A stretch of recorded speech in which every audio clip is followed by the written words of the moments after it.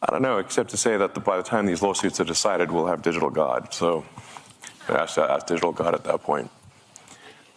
These lawsuits won't be decided before in a time frame that is relevant. But is that a good thing or a bad thing? I think we live, there's that, I don't know if it's actually a real Chinese saying or not, but may you live in interesting times. Right. It's apparently not a good thing. But I would prefer to, personally, I would prefer to live in interesting times. And we live in the most interesting of times. I think, for a while there, I was like really getting demotivated and losing sleep over the threat of AI danger. And then I finally sort of became fatalistic about it and said, well, even if I knew annihilation was certain, would I choose to be alive at that time or not? And I said I probably would have choose to be alive at that time because it's the most interesting thing, even if there's nothing I could do about it. So then, then basically sort of a fatalistic resignation helped me sleep at night because I was having trouble sleeping at night because of AI danger. Now, what to do about it? I mean, I've been the biggest, the one banging the drum the hardest, by far the longest, or at least one of the longest for AI danger. And these regulatory things that are happening, the single biggest reason they're happening is because of me.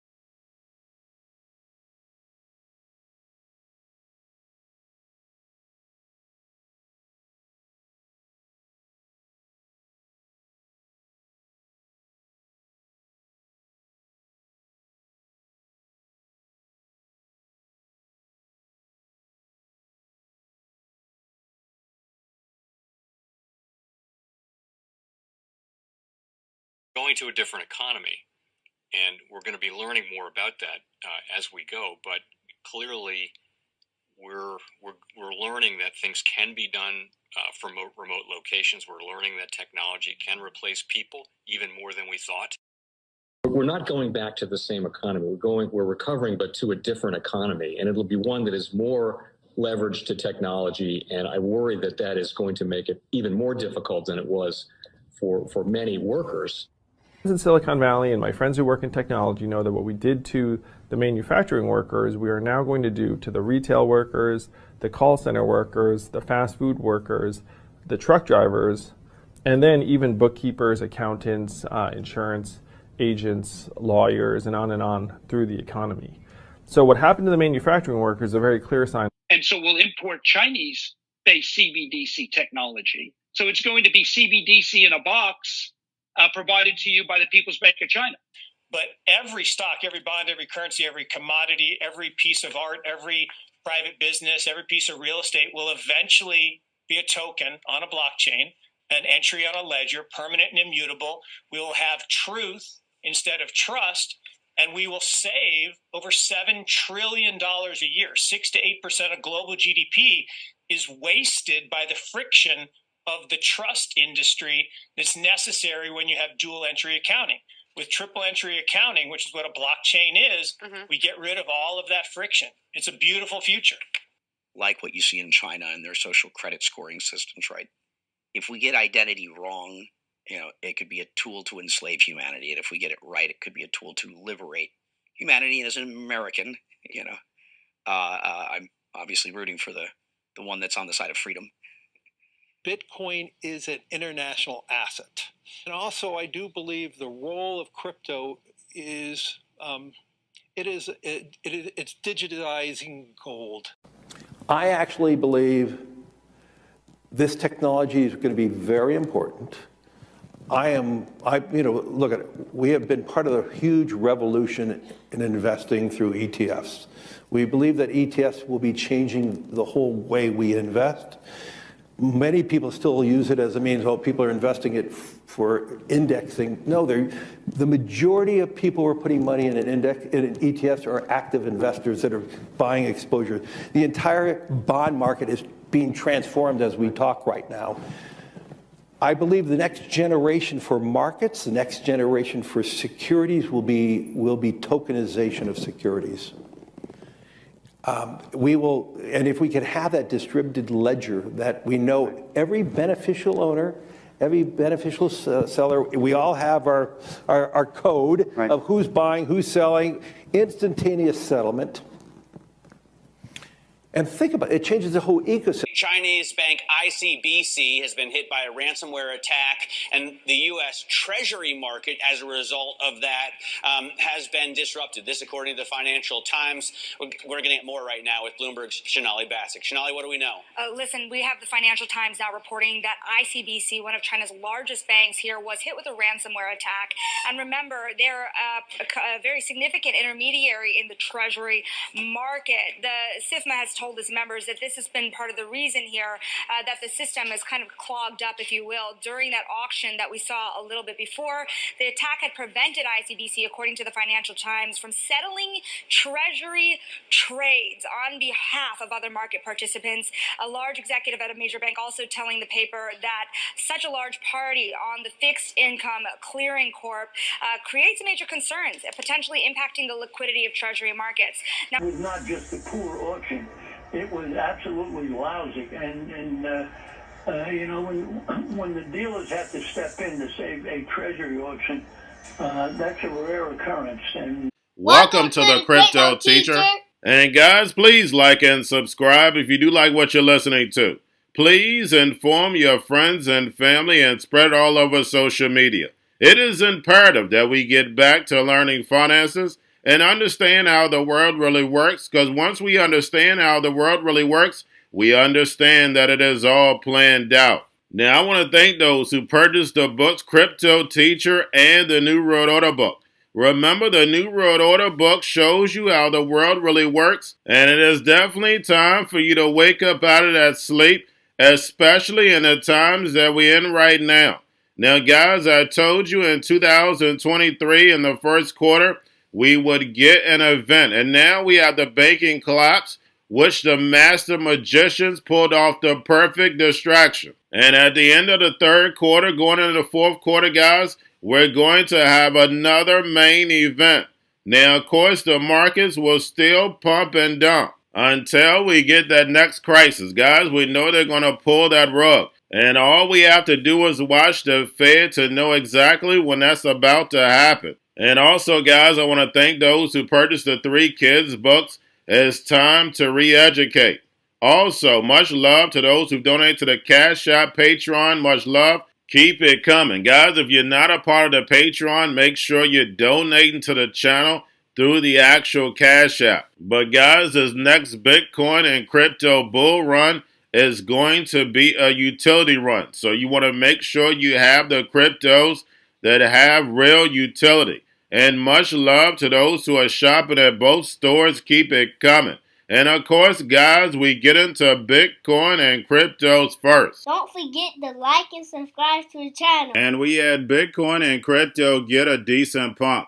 Guys, we know CME opens tonight. We saw the repo drop, which I'm going to go over later.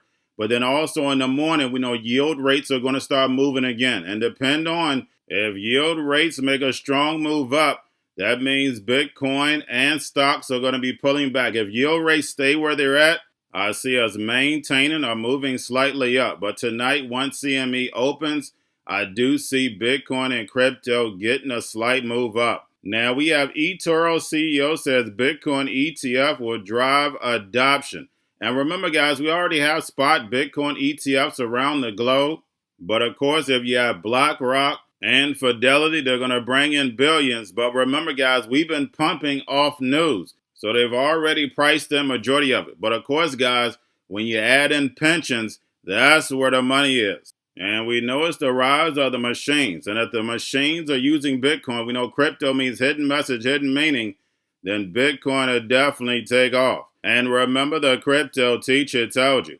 Now, guys, do not forget to pay attention to the actual indicators. We have yield rates, which were down on Friday. We had the dollar down, and that's the reason why markets were looking good. But we know in crypto, we pump at the beginning of the month anyway. It's like clockwork. And then we have volume in crypto up. We have Tether USDC, and then we have TUSD. And we have the CEO of Tether moving into infrastructure energy production. And we see all the top major crypto projects moving the NWO's agenda. And then, of course, guys, we have the Fed. Repo at $768 billion. And like I stated early on in the video, we have the repo dropping. If yield rates start to move up in the morning, we're going to see stocks and cryptos pull back. Now, we know they need Bitcoin as collateral on the 5th, and that's when we normally start to pump. But if yield rates start to move up, we still should be able to maintain or just slightly pull back. And I'm going to touch on this in my Patreon slightly because we know we have the hype boys around. Now we have Jerome Powell was in the house last week. Make sure you watch the video. But guys, we pretty much know that the actual rate hikes are over. We're just waiting for that distraction so they can start lowering interest rates. Remember guys, it's presidential year. Yes, the economy is going to be pulling back, but they're not going to allow it to get that bad on a presidential year. But like I've stated, we always pull back in the first quarter.